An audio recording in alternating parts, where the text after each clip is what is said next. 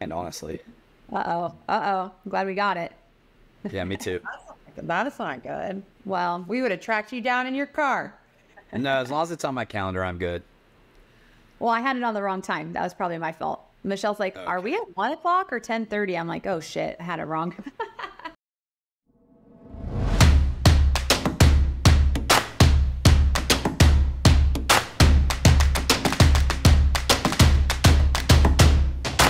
Welcome to episode 37 of the Now podcast, Making Moves in Real Estate.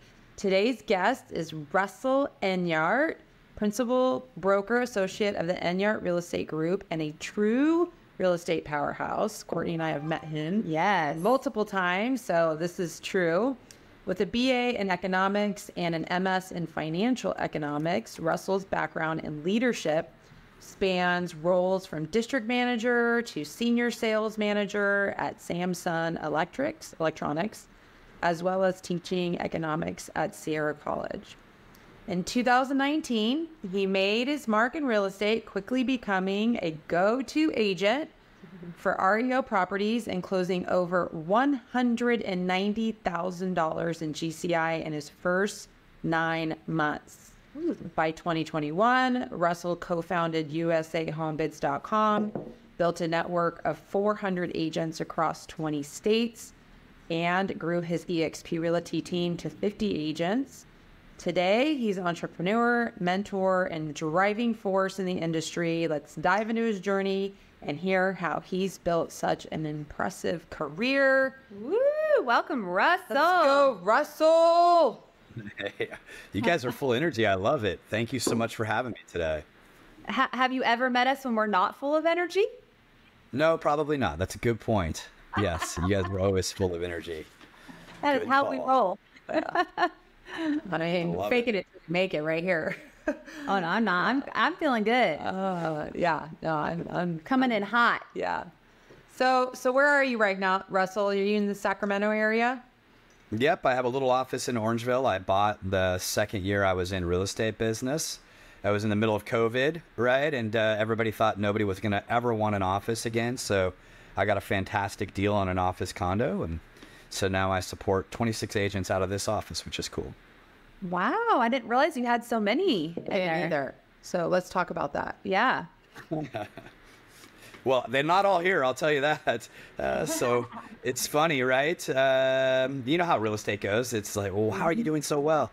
Well, one of the things is I do work every day that I'm not, on vacation. So that's part of the deal, right? Is putting in the work. Now, there's a whole bunch of people that do come in on a regular basis. So I can't throw all 26 under the bus. But yeah, if you actually do what you're supposed to do in real estate, it's very fruitful. Well, our listeners want to hear like how you obviously have made such a successful business. So you made the switch from like a retail leadership role into real estate. How'd that come to be? Yeah, I got fired. So in January of 2019, we had a new leader that came into the company that I was working for.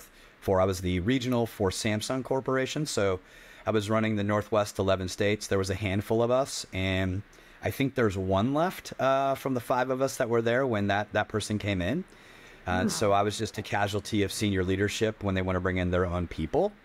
I was interviewing for 2 other corporate jobs when I got a message from a guy that says, hey, you're a pretty crappy agent. You should come work for me. And he was right. I was a crappy agent because I was doing real estate on the side. I was selling my flips. So, I would do between 2 and 4 flips a year. So those are the only transactions that he saw. And I told my wife, hey, we're on a nice severance. We're in the middle of interviewing. We had it narrowed down to 2 companies. I think I'm going to go have coffee with this guy. And when I was done talking to him, I was super impressed. And he realized I wasn't just some, goofball that didn't know how to sell real estate, that I actually came from a different career. And I asked him a personal question. I said, hey, I'm in the middle of an interview process right now, but I love what you have been talking about. But my family has become accustomed to a pretty nice retail leadership salary. Do you mind if I ask you what you made last year? And that's when everything changed for me. He said, yeah, I don't mind if you ask. Yeah, I made 1.4. You're like, And that was significantly, that was significantly more than I was making, even my corporate leadership role. And so I came home and I told my wife, listen, all I got to do is be half as good as him, and we're going to about double our salary. And so that was the start of my real estate full-time career. Was when I realized how much money that real estate folks actually make. No idea. Did you go, was this someone that was with EXP, or was this a different brokerage you were interviewing? No, it was Keller Williams. Okay. And so that's where I started with that gentleman. And what I found right away was that the folks in the office immediately saw me as competition, even that guy that was so generous to, walk me through how real estate worked. And so after about 7-8 months at Keller Williams, I realized it was the wrong spot for me. Everybody was super nice. They had no problem, letting me teach all the classes 9 months in, which I didn't expect I would be doing. I thought I would be learning from everybody. And so I was actually going to open my own brokerage when my brother-in-law, who's an E&O insurance salesperson, told me that there's no way he's letting me do that. The liability is way too high. Even brokers that have been in business 15, 20 years, they get hit with that very first lawsuit and life changes. And then he told me about EXP. And so I was able to do my EXP research because I had an ally in the industry. And I bet when you do research, you really do research. Well, like with your background, with economics, you probably dove in. What was it that you liked so much? Yeah, I mean, he actually echoed what I've now heard from Don Yoakum, which is EXP gives you the leverage of being a real estate broker and building a team without any of the risk or infrastructure cost. Not only that, you can build, internationally now, right? 20 plus countries, but definitely outside of your state, which is really, really cool. And so he also knew who Brent Gove was. So he's like, hey, listen, you need to get in Brent Gove's group. I know they offer like some type of tiered support. I'm not sure exactly how it works. And so I worked really hard to get into the right line of folks at EXP. So I feel like I have really good support all the way down. That's awesome. And what year was that? 2000? That was 2020. So April Fool's Day, 2020 was my first day at EXP. Oh, nice. Wow. And so you were a solo agent up until this time, and then you started building your team? Well, kind of. So I read Gary Keller's Millionaire Real Estate Agent book before I started at Keller Williams. So that's like the first thing I did before I jumped in with both feet. And I hired an assistant, which you have to do right away. I built my niche in REO real estate right away, and then I started building a team. And I realized I think that's the part of the book that no longer applies, is building that team with buyer's agents. Because once you, at least at Keller Williams, now at EXP it's different, but at Keller Williams, once they get good, they ditch you, right? And so that strategy wasn't working. So to answer your question directly, no, I started a small team at Keller. When I came over to EXP, I just told them all I was leaving. If they wanted to come, they could come. They didn't have to come. And I came over essentially by myself at first, and then I had a couple of stragglers that came over after. And so they came on your production team or just sponsored by you? So I had a handful that came over in the first 6 months that were sponsored by me. And if we're going to jump into the rev share piece, I had, everybody told me to do it. I came over. One of the parts of my history that we didn't cover when you were doing my intro was out of grad school, I was an equity trader on the East Coast. So I understood stock very, very well. And that was one of the compelling things that I had when I came over. In 2019, EXP was still not profitable. However, their cash position, because they're publicly traded, they have to, give you their financials every year. Their cash position every quarter was getting into a more positive space. So I was excited about the stock. So I came over because I could, eventually build a brokerage, but I really liked the stock option. And it wasn't until November of 2021 where I had this amazing deposit in my bank account that I couldn't figure out where it came from. And I guess I still didn't fully understand rev share, that I turned the corner. So I started building my team here at EXP right after that. It was a $2,700 deposit. And my rev share at that point was $400 a month. And so I was in the EXP support world telling them that they had accidentally put money in my account and we needed to figure out what it was. And that's when the light switch came on, right? That, oh my gosh, this could be something significant. Wow. That's a great story. So how many agents? I know the bio I said was 50, and I reached out. Yeah, so I have like 120 today, like 120-ish today. Why didn't you tell me to correct that? I said, is this correct? You're like, yeah, that's not correct, Russell. No. Yeah, no, 120-ish today, somewhere right around there. We've had some folks leave over the last couple of years, just like everybody else, but we have been trending up. I think we've added like 40-ish this year, which is great. That is great. Wow. Savage. And then, of course, you're still like highly in production. What is your focus these days? I know it was REO.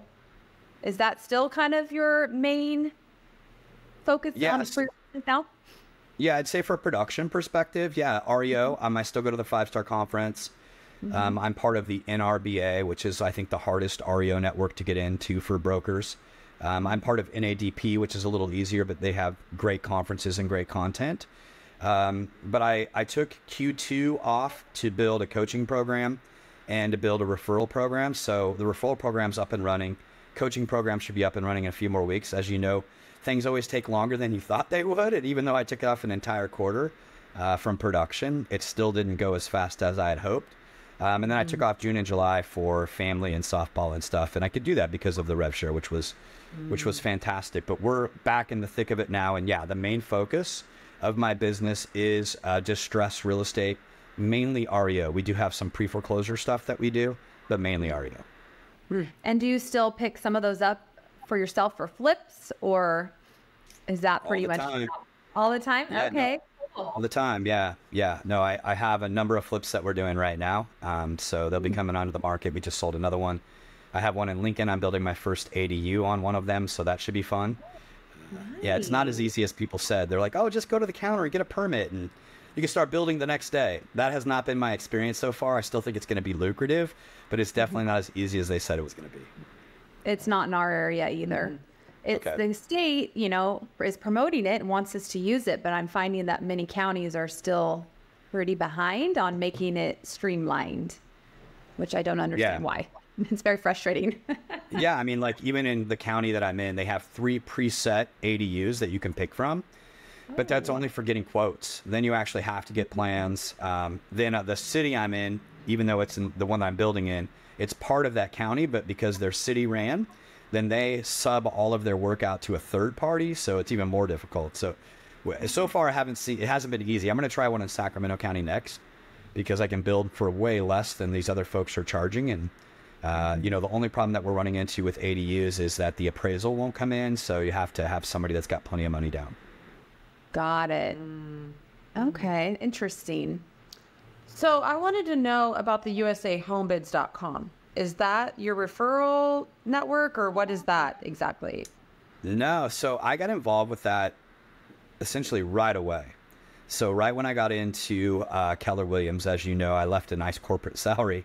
And the only reason I made $190,000 plus in the first 9 months is because I had to.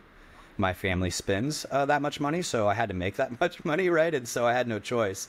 So I was taking every class known to man, and one of them was the Home Bids class from the original founders of the original website. And I thought it was a kind of a gimmick, didn't think it would work. And I was in a listing appointment when the folks told me that they were going to be interviewing other agents, and that had never happened to me before. And even though I was like 4 months into the business, and I'm like, holy moly, what did I say wrong this time?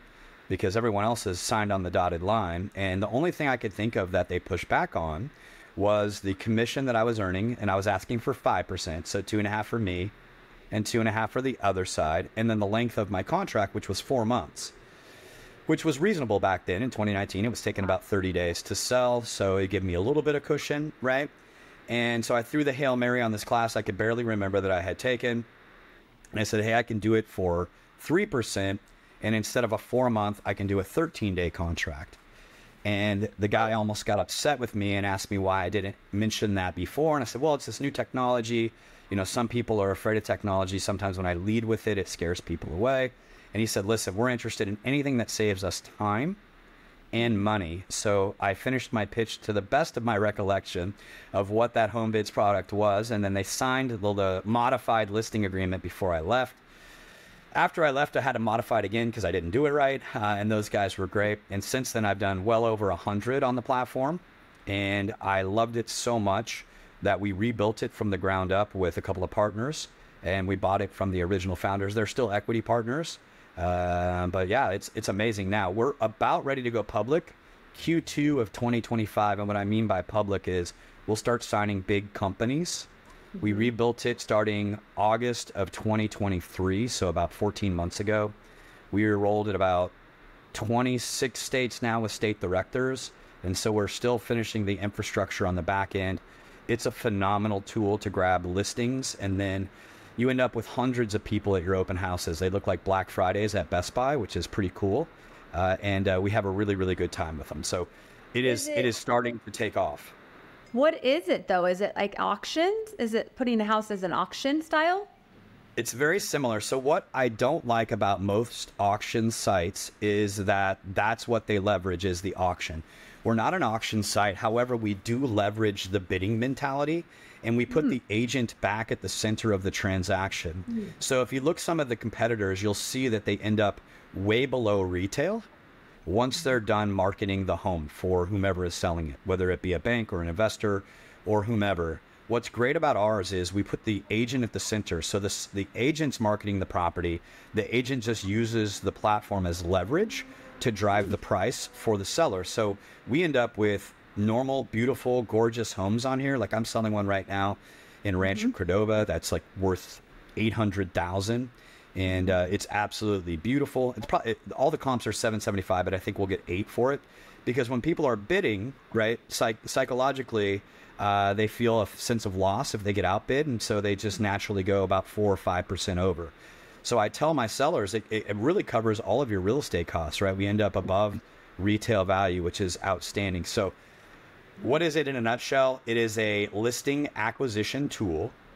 Then once you get the listing, it's the best buyer acquisition tool you've ever seen, because we start the bidding at such a low price. And then our friends at Trulia, Redfin, Zillow, Realtor.com then advertise that really low price on the internet, and then the general consumer just wants to come see the home. So we end up with a bunch of unrepresented buyers that come through all of our open houses. It's like taking candy from a baby.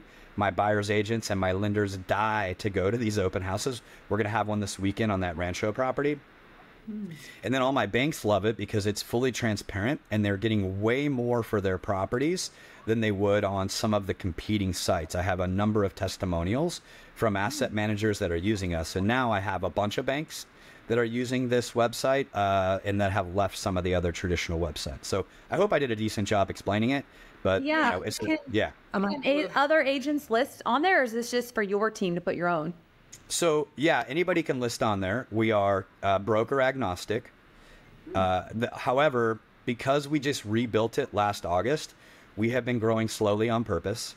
It is now firing on all cylinders on the front end. So you guys that see the website think it's amazing. The bidding works great. Everything works great. It's beautifully working on the front end. Us adding agents and then our affiliates and our state directors to be able to see what's going on in the back end is still a little clunky because we've never done that before. So we're working through that, and we're hoping by Q2 of next year that will be smooth, because that's when we have planned to go public with 2 big companies. So we should get 100,000-ish agents starting next April, May that are going to help us with the site. Well, put us on the list. I could put you guys on the list early. So okay, we can, yeah. I'll make sure I set you up with our admin for the site, and we'll get you trained.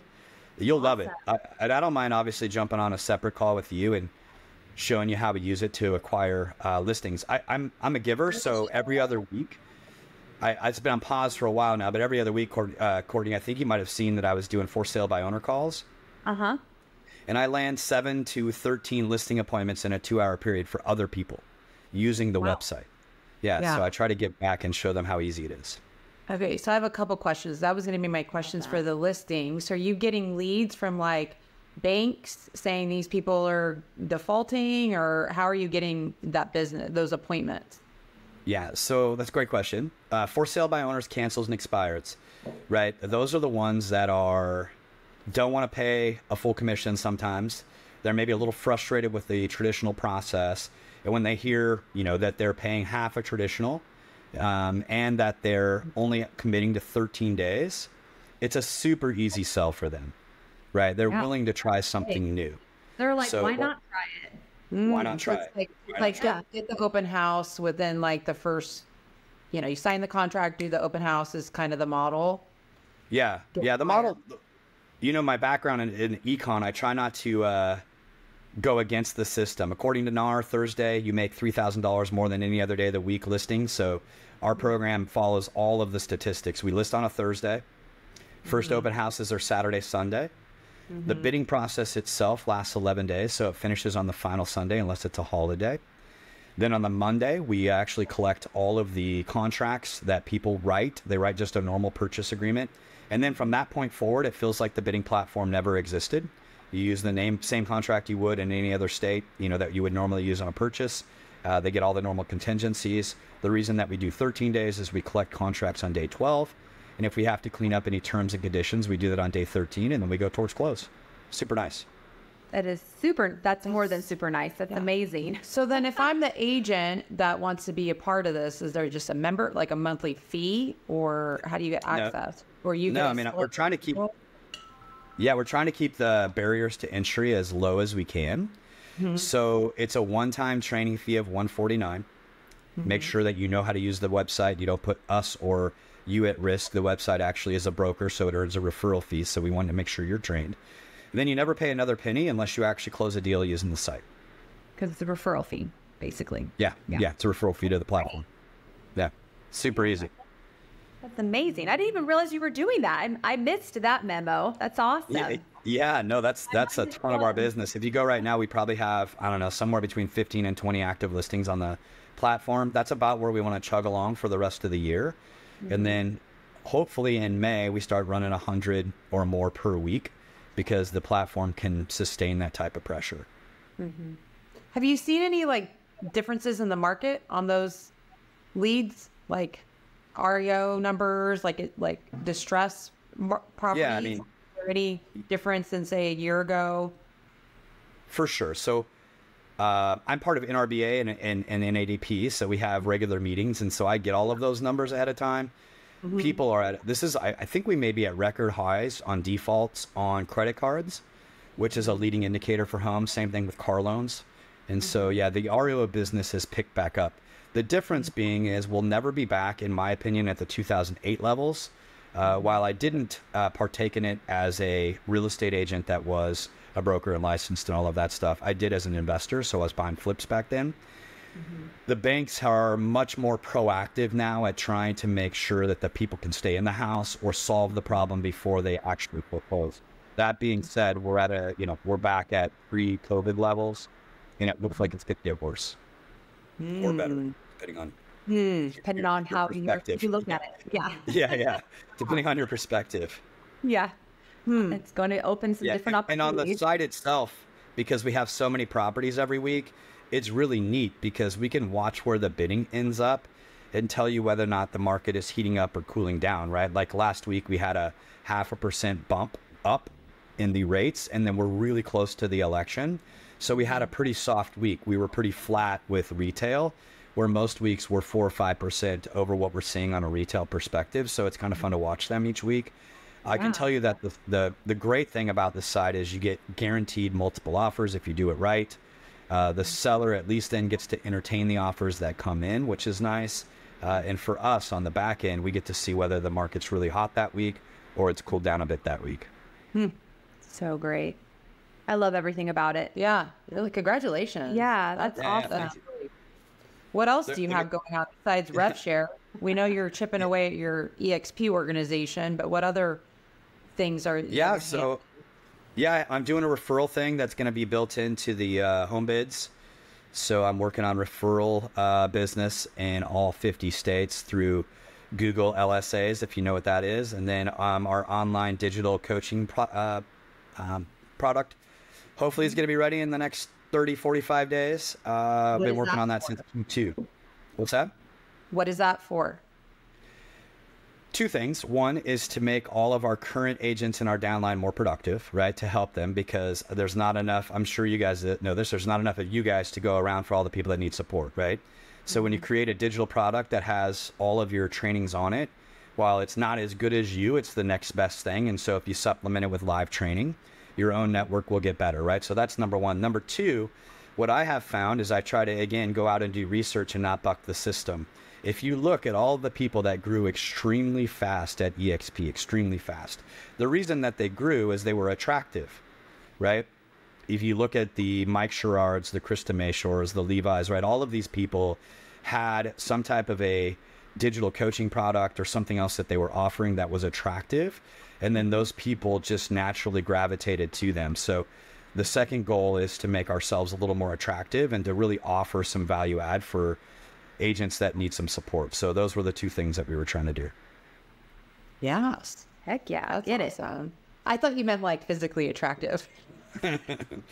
That's not the case. I look like Alfred E. Newman with my ears and, you know, the old guy. I don't even look like my real estate picture anymore. I need to get that thing updated. So, you look amazing, and so does the rest of your organization. Well, that is funny what you say about the real estate photo, though. Like, there are so many realtors that their photos are like glamour shots from 20 years ago, and then you see them, and you're like, wait, what? Woo! Yeah. You don't look anything like your photo.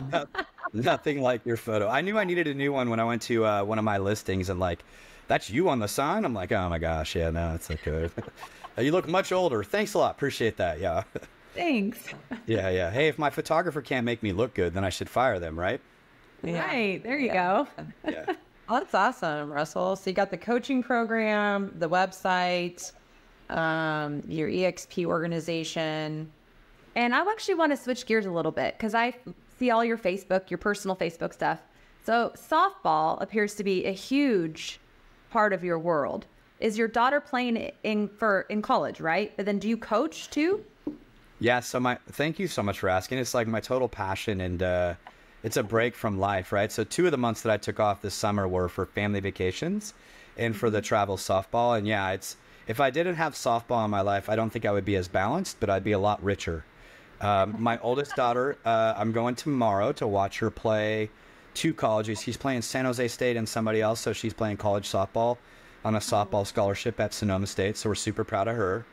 And then my next oldest daughter, I have 4 kids. I have 2 girls, 2 boys. My next oldest daughter is on the most ridiculous team in the United States. And so, yeah, we travel all over the country. Our next 2 trips are going to be to Texas and Los Angeles for 2 big tournaments. And so, yeah, I spend a lot of time coaching girls softball. It's a lot of fun. That is so awesome. We're a big sports family too. Not softball. We're a volleyball, basketball, and soccer family. But I love it. I love it. It doesn't matter, right? They figured out how to take the money out of our pockets for sure. My daughter, while she got a softball scholarship, I still have to pay room and board. But it's cheaper than what I was paying for her travel softball year round. So I got a pay raise when she went to college. That's crazy. That's crazy. Crazy. I can't believe it. What is the most ridiculous softball team that your daughter's on? What do you mean? Yeah, so we're lucky enough to have this lady named Janae Layless here in Northern California. She was a 2-time national champion at the University of Arizona, and then she played on the U.S. women's team. And so she's a world champion gold medalist. And we're just blessed enough to have her in Sacramento. We obviously gravitated towards her. And then my older daughter, I was coaching their team and done a pretty good job. And so she asked us to come over to the organization. And then, as you guys know, I'm relatively organized and level-headed. And so she and I teamed up. And trust me, I know that the girls are not at our team for me. I know they're there for her. But every good player in Northern California wants to be around her. And then I just keep everything organized, and I'm obviously passionate and decent at the knowledge of softball. But she and I make a phenomenal team. And we'll see. We're going to make a real run at the national championship next summer, so it should be fun. That is so exciting. Very cool. So exciting. Yeah, 9th last year. So 9th last year at nationals. So fingers crossed. Yeah, they're going to be an older team this year. Yes. So fingers crossed that they make it all the way. We played a team that is supposed to make a run at it also, and we weren't full power this weekend, and it was really close. We did get beat this last weekend. But we were right there, and we were missing 2 of our key players. So they know we're going to give them a run. So we'll see how this next summer goes. It should be fun. You got this. It'll be here before you know it. So congrats. Wow. Well, thank you so much for chatting with us. You have just given us so much great information. I know our listeners are going to be definitely wanting to know where they can reach you. So if they wanted to either come to you for coaching or to, participate in with your website, where can they find you, Russell? You know what? Just text message me. I don't know what your inbox looks like. Mine's terrible. So I would say send me a text message. It's 916-524-9733. And if they want to be involved in the platform, what I'll do is I'll hook them up with the lady that runs most of it for us. She does most of the heavy lifting, and we'll get them all dialed in. And if you guys want, at some point, we can do an extra training. We do have an on-demand training, so if somebody wants to list one like tomorrow, I can definitely hook them up with that. So it's super easy. Yes, awesome. Well, thank you guys so much for having me. It's super. It's an honor, and it's very humbling and appreciated. And it was really enjoyable. Thank you so much. Oh, our pleasure. Thanks, for sure. Russell. And hopefully, I see you at EXPCon. You going? Oh yeah, I'll be in Miami a couple weeks. I'll see you there. I will not see you in Miami, but I will see you in Cabo. Oh, dude, we're bringing a ton of people to Cabo. We already booked 10 rooms, so we'll see you in Cabo for sure. It's my favorite event of the year. I'm coming in way early too, and then I'm renting a big boat the last day, so we'll have some fun at Cabo. Yeah, so fun. Okay, cool. Thanks. All right. Bye, guys. you. See you. Thank Bye. you. Bye.